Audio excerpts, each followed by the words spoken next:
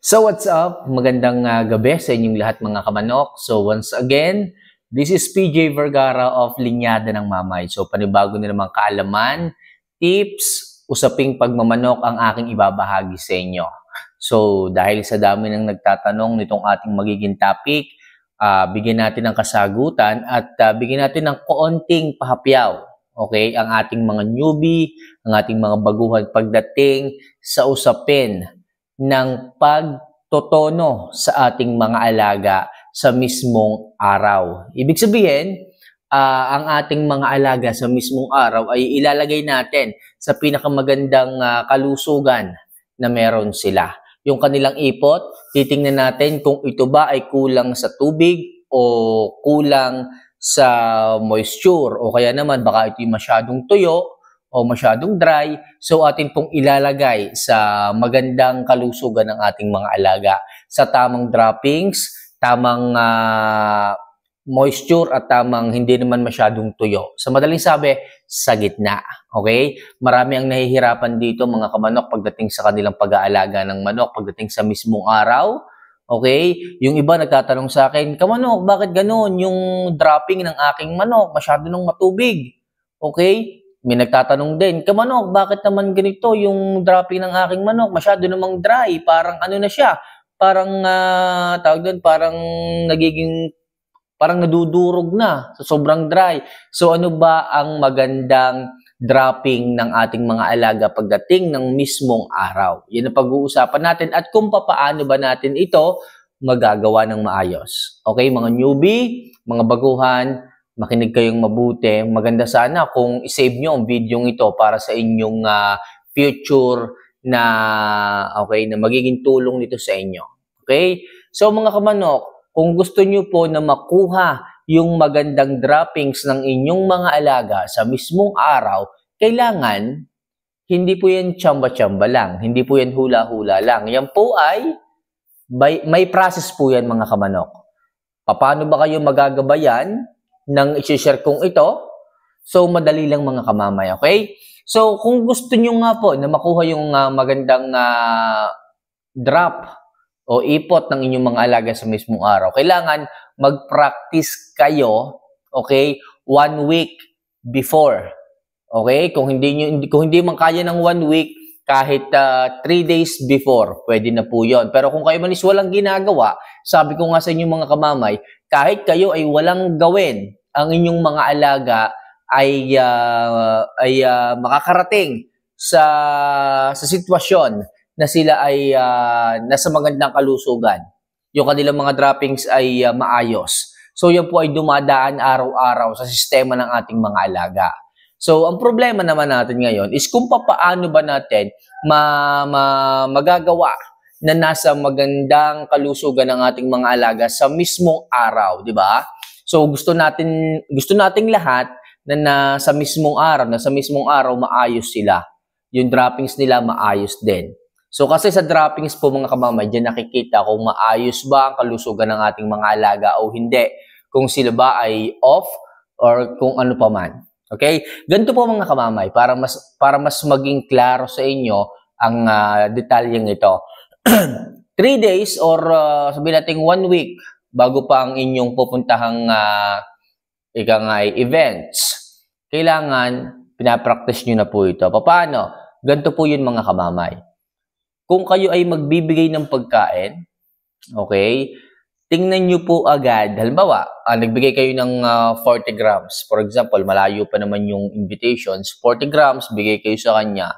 After 10 minutes after ng kanyang pagkain. Kasi sabi ko nga, ang pagkain ng manok natin kailangan 2 minutes or 3 minutes hanggang 5 minutes. Pinakamatagal na yung 5 minutes. Okay, dapat ubos na kaagad yung pagkain pagka binigay natin. Kung siya ay hindi mag-uubo sa loob ng 5 minutes, possible may sakit yung manok ninyo or possible may nararamdamang hindi maganda.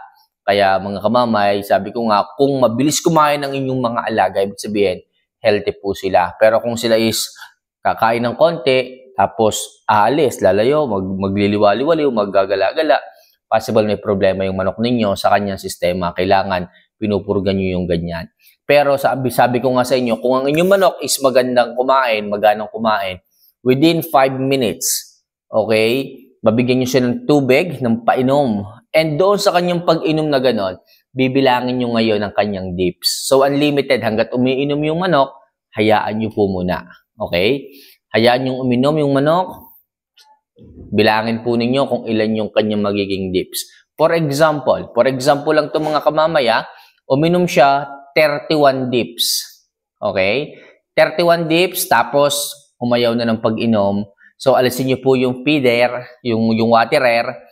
Ngayon, observe nyo yung manok after 1 hour kung ano yung idadrop niya.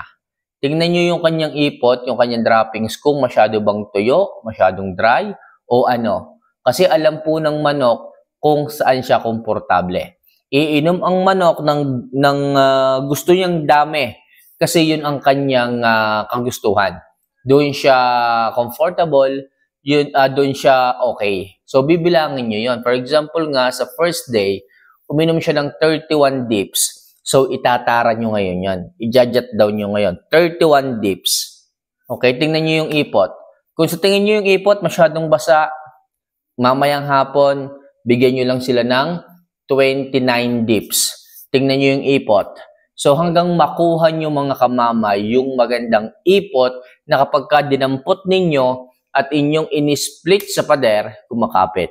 Okay? Pero kung tuyo, pagka binato nyo sa pader at nalalaglag, masyadong tuyo, so, dagdag naman kayo ng moisture pagka ganon. So, ano lang yan? Dagdag bawas lang. Dagdag bawas kung alam nyo na yung kanyang droppings is masyadong malambot or masyadong dry, dagdag bawas lang po ang mangyayari dyan. Hanggang sa makuha nyo yung ganda ng droppings na kapag ka binato nyo sa pader, kumakapit. Hindi masyadong malambot, hindi rin masyadong dry. Ganun lang naman yung kasimple mga kamamay eh. Ganun lang. Hanggang sa makuha nyo ang tamang proseso. So, araw-araw, mag-observe kayo. Okay? So, tiyagain nyo yan mga kamamay. Walang nakukuha sa mabilisan. Tiyagain nyo po yun mga kamamay. And also, mahalaga din po mga kamamay yung panahon, yung weather.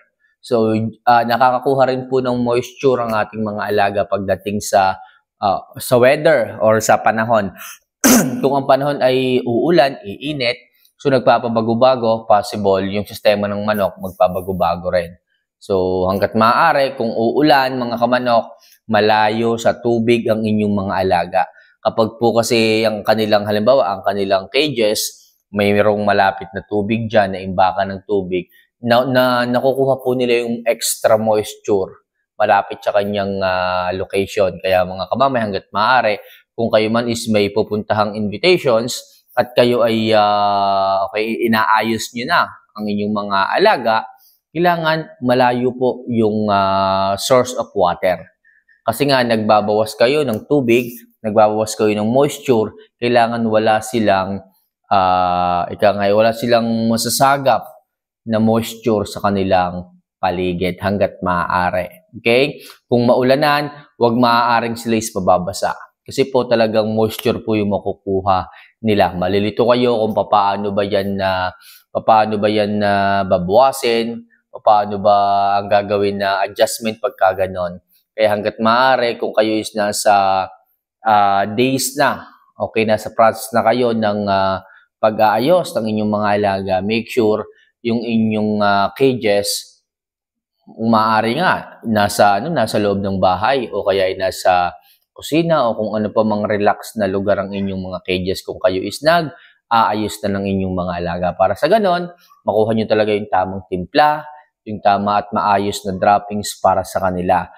Ang nasabihin ko lang talaga sa inyo mga kamamay, tiyagain po ninyo na tingnan, i-observe araw-araw ang inyong mga alaga.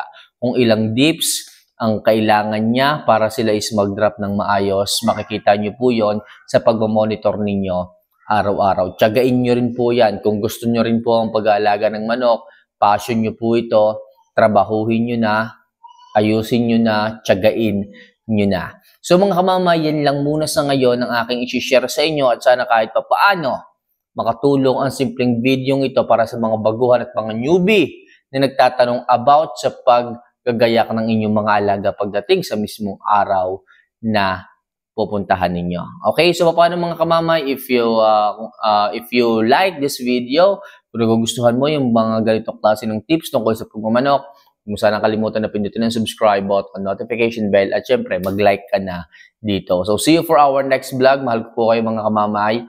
Paalam sa inyo.